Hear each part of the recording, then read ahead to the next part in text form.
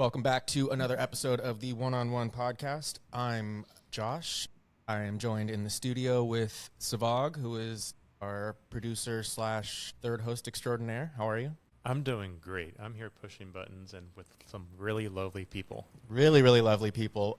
We also have Kathy, who is my co-host and just one of the best people in this company, if not this world. How are you, Kathy? Great. How are you, Josh and Savag? I'm good. I don't want to speak for Savag, but yeah, I'm good. This has been a fun, relaxing summer. I think our team's really busy with some cool projects, and we are finishing up a couple of them in the next month, so we might have a chance to breathe. Great.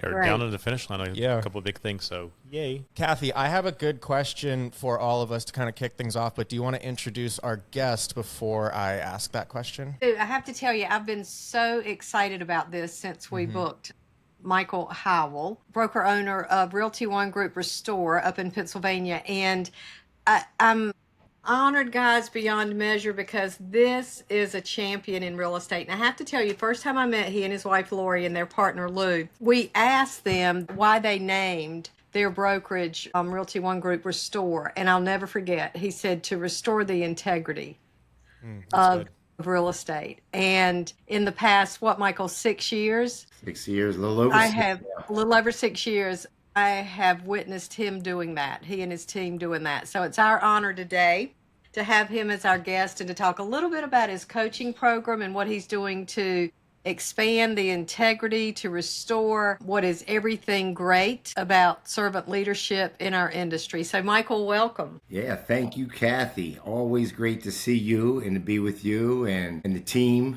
Josh, great to see you. I love seeing you at all the events. Don't get to see you guys that often. I know. So it's always a pleasure to see what has now become part of my family. Yeah. Likewise, Mike. It's always a pleasure to see you, to talk to you, to have you on. I know we had you on, a number of episodes ago, but, you are just one of the great voices and faces of this company, and so we really appreciate it. As I like to start these episodes with a little icebreaker just to kind of get to know each other, for our audience to kind of learn a little bit more about us before we jump into the boring old real estate stuff. And I think my question today we'll learn a little bit more about Mike, well, about all of us, but Mike in particular. So Savag, Kathy, and Mike, I want to know if your life was a movie, what genre would it fall into? Savag, you go first. I defer to Kathy. I'll go.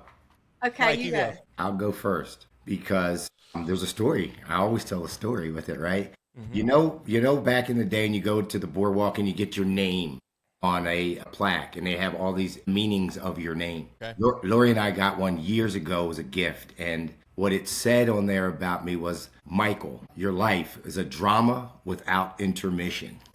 And Lori always said, wow, isn't that the truth? Because, we've been together for 35 years, and it's certainly been a drama. And Lori... It's a good answer. Kathy, what do you got? Mine's definitely a comedy. Yeah, mine's me too. Definitely a comedy because we have a choice. We can either see things joyfully or we can see things very negatively. And I've learned, man, choose joy every time you can. Yep. Amen. I believe this with all my heart. Everything is negotiable, and there's a bright side to everything if you choose for it to be. I agree. Everything. Very well said. Yeah. I'm comedy too. My mom said something to me recently. I don't know if this is a good thing or a bad thing, but she said you fight sadness with humor. And I really do. Okay. I mean, Savag knows that. I kind of crack jokes almost to a fault. I try to find the humor in almost everything. And so I would definitely say mine is a comedy. Savag, we're finally back to you. Oh, great. If, for the tough guy approach, I want to say mobster movie, but that's far from it. Mine would probably be like A kid's movie. a kid's comedy. I don't know. Yeah. Savag would be like a Disney classic. That's what Savag would be. With a twist of Back to the Future. Yeah. I need a Doc Brown in my life. Yeah. There you go. Sci-fi. Well, that's great.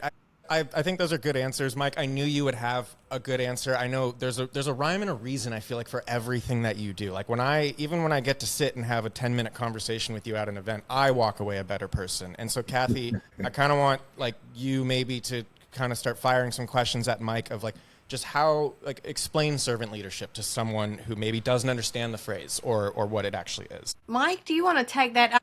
I want to say I feel very strongly about the real estate industry that people who are successful, consistently successful, it's almost like a disease, right? It's almost like you get caught up in it. And if you're doing it for the right reason and you're working purposefully, it's addictive in the best kind of way, because you're helping people achieve home ownership. You're helping people do a lot of different things. And for you personally, it's rewarding because not only do you get to experience that, but you also have the opportunity to achieve great success through different streams of revenue and then the opportunity to give back. So it's that multi-layered opportunity of success if you do it the right way. Yeah. So, Mike, you speak to that. Well, you cannot give what you do not have, right? And I know in the beginning for me, especially opening up the company, one of the reasons that it was important for me to open up the company was that, it comes from you. You don't want things done to, if you don't want it done to you, you don't want it to have, what's the golden rule? Right. You want others as you would have them do unto you. Right. And when you think about that, you look at Realty ONE Group in this model, right? You have the opportunity to really be as successful as you choose to be. And what I learned is that as I continue to grow myself, you become more successful and you have more opportunity, right? And then as you have more opportunity, you want that for other people. And the more you grow, the more you have opportunity. And so, when we first started the company, it was like, hey, we want to have the best real estate company out there. But then we stopped and said, I'll never forget, Lou and I were in my garage, just strategizing, putting things together. And we looked at Realty ONE Group and the model, and we've both been in this business for so long. And it was like, do you know how many people's lives we can change with this model? And then you just, you start working and you see opportunities to help other people and to help other people grow, to help other people be successful. And then you just kind of use the things that helped you to be successful and showing them to do that. And over time, you continue to do that and it just multiplies. Mike, I love that. And when you start to talk about that, I'm hearing a lot of foundational pieces.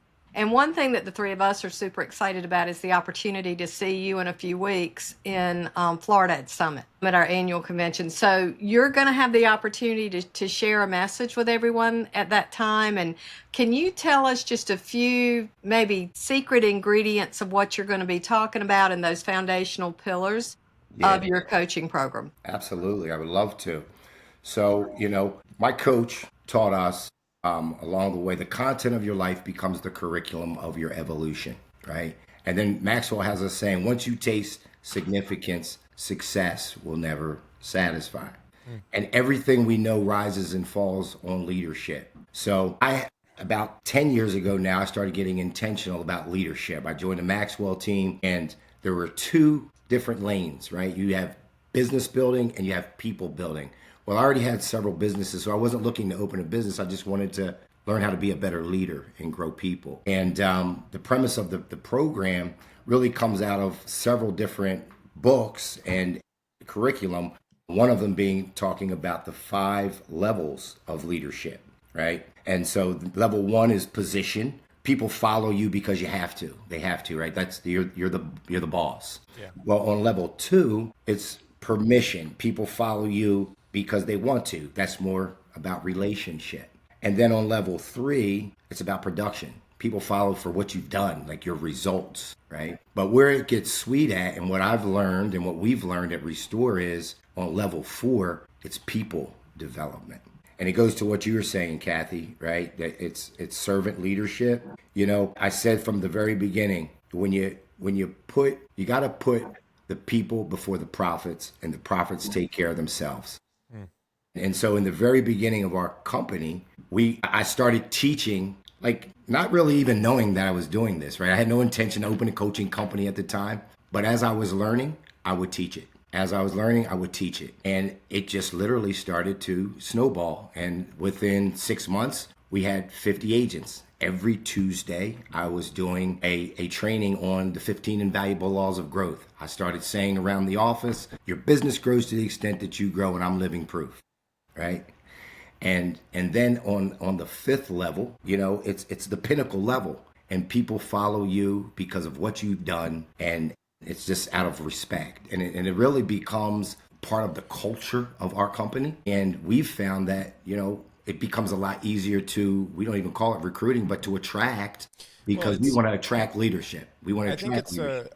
I think a good word for it is validation when you get to that level, right? Like your business, your team all speaks for itself. Like you've created a successful marketing campaign just in being a successful business, if that makes sense. Yeah, yeah, and that's intentional, right? So Yeah. we talk about the 4 pillars of your business, which is customer service, sales and marketing, financial management, and then I added personal growth, because I can tell you, 6 years ago when I opened this company, I wasn't capable of running 5 offices and 15 agents. But because I continued to grow myself and recognize my blind spots and got better in communication and emotional intelligence, as I focused on those things for myself, things became better for those around me. And then I worked myself out of positions. Yeah. And when you work yourself out of positions, you're growing an opportunity for someone else. So that's kind of the main framework of the leveling up your leadership that I'll be talking about at the summit. I think I want to, sorry, Kathy, I didn't mean to cut you off, but you bring up a good point I know we keep harping on this idea of servant leadership. There's also something that I'd love for you to touch upon, because you clearly have it I don't know if this is trained or you were naturally born this way, but you clearly have a philosophy and mentality in your head of what you said. When you put the people first, the profits will come after that. But not everyone thinks that way. That's a very selfless way of looking at business, at life, and that's something that you have mastered. And so is that something that you've learned over time? Were you looking out for number one up until a certain point, and then you realized that this is not for the greater good? That's a really good question, and I've asked myself that, right? I can remember back as far as a little boy and thinking, when I got something good, that I've always wanted to share with other people. So I think it was kind of natural. Yeah.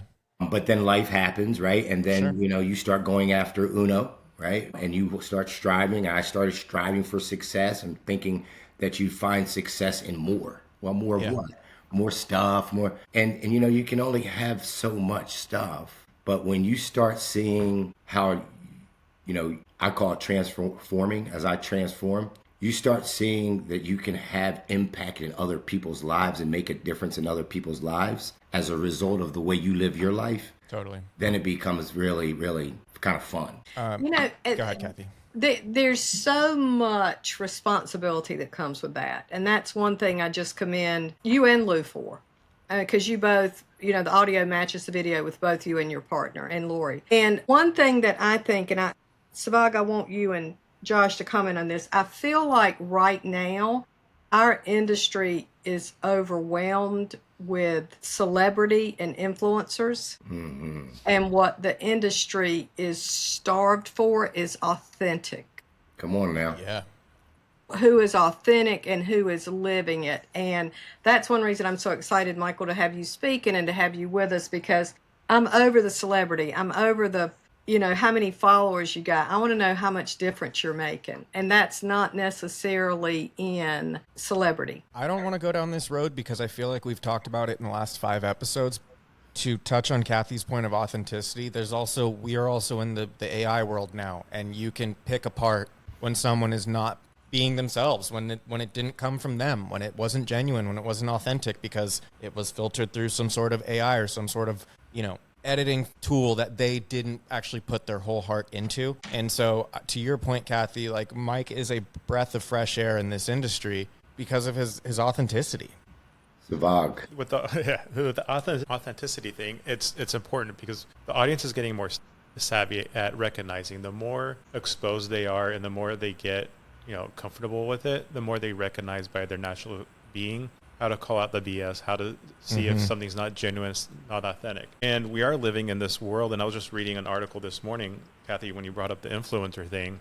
There are people who create content. There are people who say they are coaches. There are people who say they are experts. You look on your LinkedIn and everybody's an expert at anything, but they're chasing the clout. They're chasing the influence. They're chasing the clicks instead of chasing the substance, the authenticity, being a trustful source and growing as that trustful source. If you look at, and this is going to lead to my question for Michael, is if you look at how things have progressed generationally, folks have developed content and have explained it taught it in a way to grow people. Elevating yourself while elevating others is is a mantra that is around the world and leadership. So when I'm looking at the current couple of more generations that are online, there are some that are, they're useful, they're out there, but there are some there who just want the clicks, who just want the followers. My message to them is, what is your purpose, and how are you leading your industry and your world with whatever purpose you have? And that goes to my question to you, Michael. When you look at, I look at our current audience and our current base, especially in real estate, as we probably have the most amount of generations than we have ever had in the space, where there's a lot of crossing of different generations. How are you helping or recognizing and to help prepare the next generation where they can pick it up where you left off? Or how are you helping prepare the next generation to say, this is what I built, this is what's working, this is what we need to carry forward? And it's not trendy. Like, Right. This is something that, like, Michael's, like, the way he operates his business is something that would have worked 30 years ago and will work 30 years from now. Yeah. And so I think that that's something that we really need. Like, to Kathy's point, like, there are some celebrities or some online names and faces that are going to get their 15 seconds of fame, and they may have a really, really, really good year next year. But is that sustainable? I think you've built something that is sustainable for generations. And I didn't mean to like hijack your question, but that's so. Anyways, Mike, if you want to like speak to how do you work with the generations that are slowly coming into this industry, the ones that are slowly moving out of this industry, because I feel like you're kind of like right there in the middle. Yeah. So there's a lot there. Authenticity and transparency are very important to me. They've always been very important to me. I've felt over my career that leaders that I was a part of were not, right? So, sometimes out of hurt comes purpose, right? And that's one of the things I say, hey, when we open up our own company, certain things are just not going to be okay here. And these values are not compromised here. And I'll tell you, when you start getting intentional about your growth, you start to realize that there's stuff in you still that, man, I wasn't aware of that. And so then you have to really sit down and be honest with yourself and look at the person in the mirror and say, I want to hold everybody to a very high standard. Are you living that standard? So the main answer to that question is I try to lead by example every day, one day at a time. I don't by no means am I feeling like I've arrived or anything like that. It's still very hard every day, but leading by example. And then, that's just one of the practical ways. But, I also started my own coaching company, Kingdom Coaching, several years ago that promotes personal growth, leadership development, diversity, equity, and inclusion, and business building. So right now I'm taking probably about 20 people through a year-long mastermind called the Business Accelerator Leadership Academy. And we as the owners of the company have all of our staff in there. It's required twice a month for 1 hour where it's more like a mastermind. And they have to, if you're a part of our company, if you're in leadership or if you're staff, growth is a requirement. Because as we continue to grow, I believe, and we believe that there's always going to be more opportunity. We've built something that we're very proud of. And in fact, I think people now are really starting to see it, and the market is really helping us as well because people want to be a part of what we're doing. And oh, by the way, you get paid a lot more money here too. That helps. A little cherry on top. Right? Before we finish that, I think there's something he's so modest. I want to make sure we're covering because it speaks to Savag's point. His team are his sons. So when Michael speaks about living that example, he's doing it externally in his coaching. He's doing it internally in his company. And most importantly, he's passing the torch, Savag, to the next generation of realtors being his sons. So I think that's a really... reminding me of that one, Kathy. Yeah, that's a really important part that, that to me is just further testimony that he's living what he's saying. Absolutely. Yeah, and that's such a blessing. It really is. That was a part of me being able to, going from doing 100 transactions a year as a team to being able to transition that to Michael and Marcus has been something I'm really proud of as well. And those guys are now multiplying. So the whole the whole leadership development program, Kathy, back to your original question, really about what it is people development and putting in the processes and the procedures and the systems now that we have the company that can give people the opportunity to come to the table, come to the well and drink so that they can continue to grow and become all that they are called to be in their personal life and in their business. Can I just ask a question? Go for it. I've been dying, Michael, to ask you this question. How do you stay so calm and structured? That's not easy.